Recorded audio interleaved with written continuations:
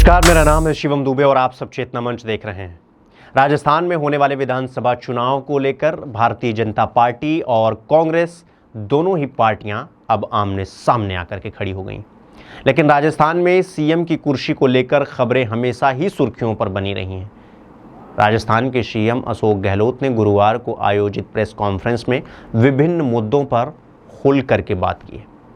Conference में CM ने ED यानी इन्फोर्समेंट डायरेक्टरेट द्वारा की जा रही छापेमारी पर भी निशाना साधा है। हालांकि ये कांग्रेस नेताओं की कोई पहली बार नहीं है जब वो ईडी और सीबीआई पर आक्षेप लगा रहे हों या सवाल खड़े कर रहे हैं।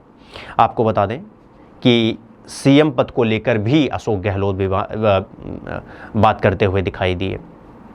सीएम पद के सवाल पर गहलोत क्या बोल रहे हैं, उनका ये कहना है कि सीएम बनने को लेकर जब उनसे सवाल पूछा गया तो मजाकिया लहजे में वो कहते हैं कि कांग्रेस में जो सीएम उम्मीदवार होता है वो नहीं बनता।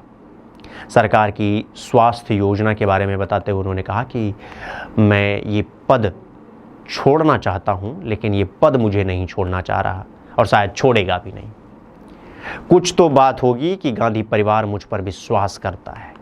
पायलट के साथ उनके मतभेदों के बारे में जब प्रश्न पूछे गए तो गहलोत ने कहा कि वो एकजुट हैं।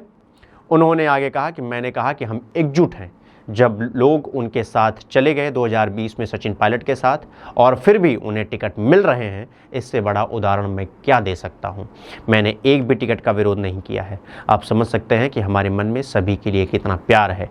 राज्य में एंटी इनकम्बेंसी कतई नहीं है। राजस्थान में एंटी इनकम्बेंसी की बड़ी संख्या में टिकट कटने के सवाल पर अशोक गहलोत ने कहा कि राजस्थान में एंटी इनकम्बेंसी नहीं। उन्होंने आगे कहा कि सीएम पर कोई आरोप नहीं है। विधायकों में थोड़ी नाराजगी जरूर है, भ्रष्टाचार के आरोप लग रहे हैं, लेकिन सीएम अशोक गहलोत ने टिकट कटने को लेकर कहा कि टिकट तब कटते हैं जब कोई विकल्प हो और कांग्रेस के पास ऐसा कोई विकल्प नहीं। सीएम अशोक गहलोत ने कहा कि आचार संहिता लागू होने के बाद भी विपक्षी दलों के खिलाफ ईडी द्वारा छापे मारे जा रहे हैं। उन्होंने ईडी द्वारा राहुल गांधी से की गई पूछताछ के बारे में कहा कि मैंने ईडी, इनकम टैक्स और सीबीआई निर्देशक से मिलने का वक्त मांगा था। गहलोत ने आगे कहा कि इन संस्थाओं के प्रति लोगों की अलग निष्ठा है। अब इन पर भरोसा कम हुआ है तो देश का नुकसान होगा। सीएम गहलोत ने आगे कहा कि जहां चुनाव आते हैं वहीं ईडी पहले पहुंच जाती है। जांच एजेंसियों की विश्वसनीयता कतई समाप्त होती चली जा रही है। सही कार्रवाई हो तो स्वागत है, लेकिन इशारों पर कार्रवाई होती है तो सवालिया निशान तो खड़े होंगे।